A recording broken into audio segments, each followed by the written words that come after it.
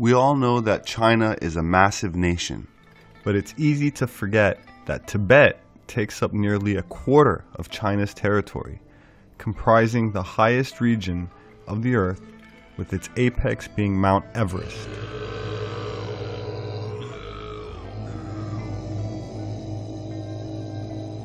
The Tibetan Empire emerged in the 7th century, but with the fall of the empire, the region soon divided into a variety of territories.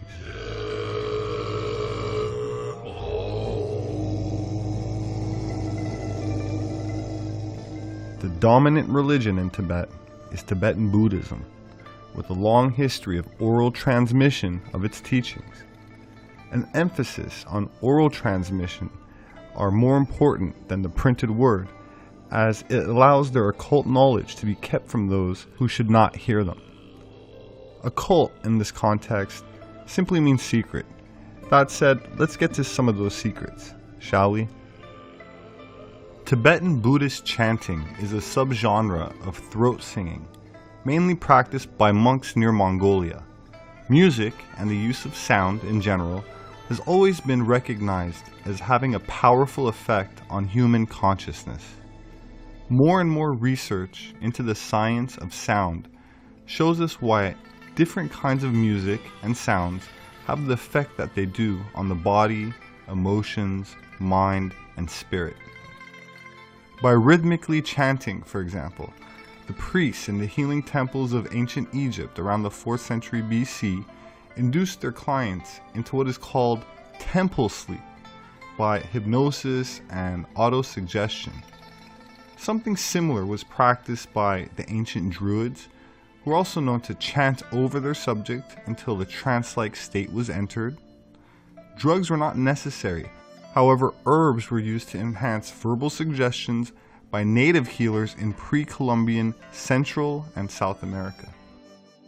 It would appear that deliberate alterations of consciousness have been employed since ancient times, with many shamans considering such practices as journey to the upper or lower world, or conversing with spirit or animal guides. Shamanic healing and trance procedures are carefully scripted in a manner similar to many hypnotic processes, and they can incorporate procedures such as fasting, self-mutilation, sweat lodges, sleep deprivation, continual dancing, plunging into ice-cold water, all sorts of different kinds of rhythmic activity such as drumming, all in an effort to create different and more enlightening octaves of consciousness. Tibetan chanting is said to have this effect, but it is not the only method where vibration and resonance is employed by the monks. According to Tibetan oral tradition, the existence of singing bowls date back to at least the time of Buddha and are used to produce sounds which invoke a deep state of trance-like relaxation, which naturally assists one in entering into a heightened meditation, the ultimate goal being to bypass the ego and attain healing, wisdom, health, and of course enlightenment. Now let's take a moment to explore the phenomena of sound and vibration. Please make sure your speakers are not turned up too high.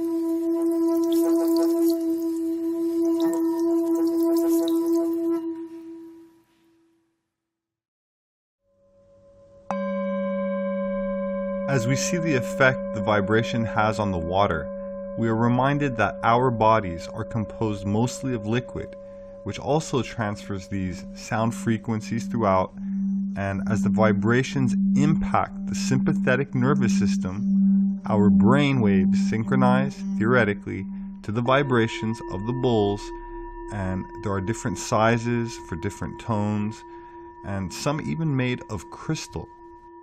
The Nanaimo Indians of Vancouver Island would fall unconscious in order to incorporate what they call healing spirits, necessary for healing.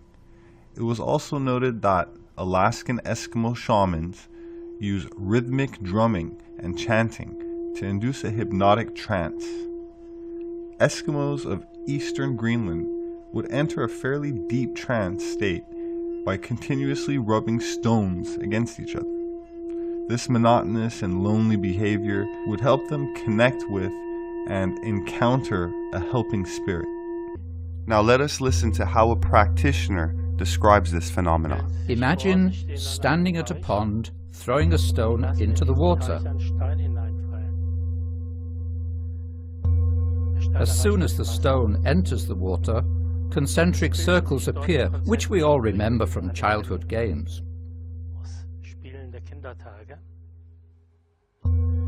Something similar occurs within the body. Because about 70 to 80% of the body consists of water, the sounds are able to move through it in an oscillating manner.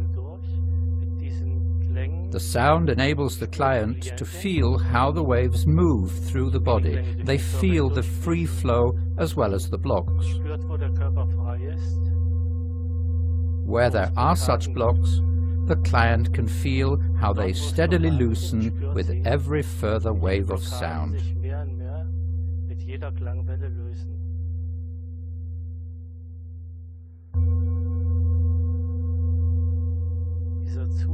This state of letting go is extremely effective. And because the client is in the alpha state,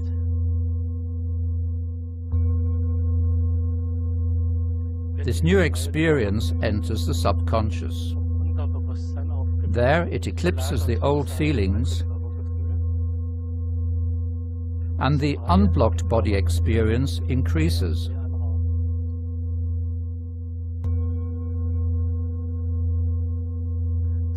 This means that the sounds of the singing bowl cause doubts and anxieties to disappear, and a feeling of freedom expands. Maybe you will notice that the sounds of the singing bowl change. They are prolonged. They become more pure. This is because the tissue in this area has become more relaxed. This is a sound that fits this area of the body. The higher tones touch and stimulate the resonance of the upper parts of the body. Color and light have been utilized by healers for thousands of years. For example, Indian medicine, ancient Egyptian culture, and traditional Chinese healing. Some practitioners have combined their implementation of sound therapy with color therapy, where the use of color, especially projected colored lights, are used to enhance the holistic experience. Holistic, by the way, means considering the mind, body, and spirit, and the use of visible spectrum of light and color to affect a person's mood and physical or mental health is also documented in studies. Chromotherapy is the science of using colors to adjust body vibrations to frequency that result in health and harmony, where each color possesses frequency of a specific vibration, and each vibration is related to different physical symptoms. Light can actually be broken down into a 7-color spectrum, and in theory, an imbalance of any of those colors can manifest itself in physical and mental symptoms. So the practitioner exposes the deficient color spectrum to the specific body areas. For example, red or shades of pink are believed to increase the pulse, raise blood pressure, and increase the rate of breathing. Red would be applied to support circulatory and nervous functions. Yellow is thought to generally strengthen the body and activates internal tissues, used to purify the skin, help with indigestion, strengthen the nervous system, treat glandular disease, hepatitis, and lymphatic disorders, and assist metabolism. Green, a color associated with harmony, provides a neutral, positive, calming effect. Keep in mind, I'm not making any medical claims, and I'm providing these videos for educational purposes only. That said, green is believed traditionally to provide anti-infectious, antiseptic, and regenerative stimulation.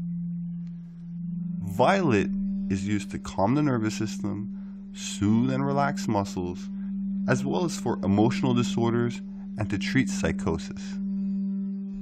Brainwave entrainment is a method to stimulate the brain into entering a specific state, encouraging the brainwaves to align to the desired frequency provided by external audio stimuli.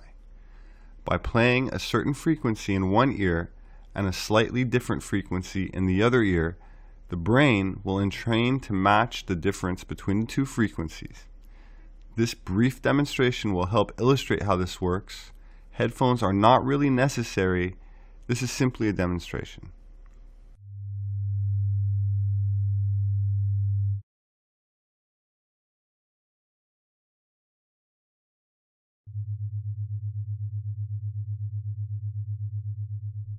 Brainwave entrainment is nothing new. The ancient Greeks used flickering sunlight shining through a spinning wheel to induce altered states. And ceremonial chambers acoustically tuned to specific brainwave frequencies have been found dating back to the Bronze Age, which raises another possibility as an original, practical use for the echoing, rhythmic vibrations of the Australian instrument called the didgeridoo.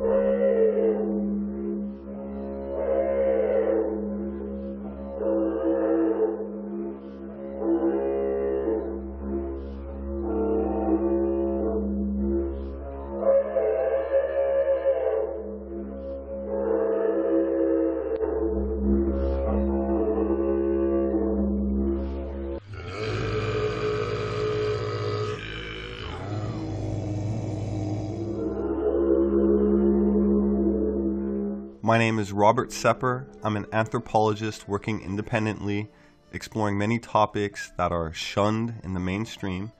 If you like my presentations and find them of value, kindly consider supporting my research through a tax-deductible donation to Atlantean Gardens that produces these educational videos and publishes and disseminates my books available on Amazon.com. I appreciate the positive feedback that I keep getting, which is partially why I make so many of these videos. I also am encouraged by the comments and even entertained by them. Thank you. Please leave a suggestion if you would like me to cover a specific topic. Someone had requested this one. I hope you found it interesting, and don't forget to share it if you did, and I will see you next time. With its apex being Mount Everest.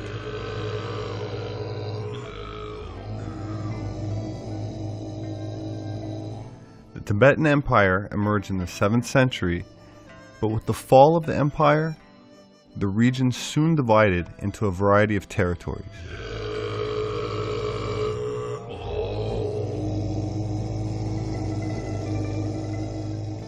The dominant religion in Tibet is Tibetan Buddhism, with a long history of oral transmission of its teachings. An emphasis on oral transmission are more important than the printed word, as it allows their occult knowledge to be kept from those who should not hear them.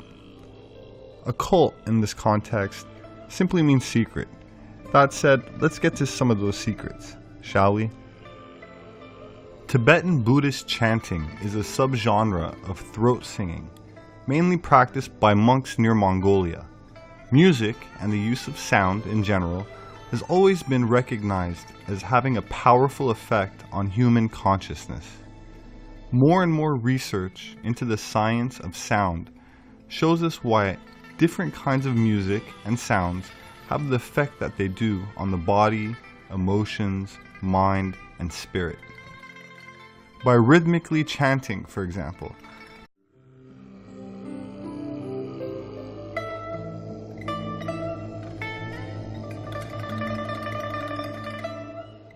we all know that China is a massive nation, but it's easy to forget that Tibet takes up nearly a quarter of China's territory, comprising the highest region of the earth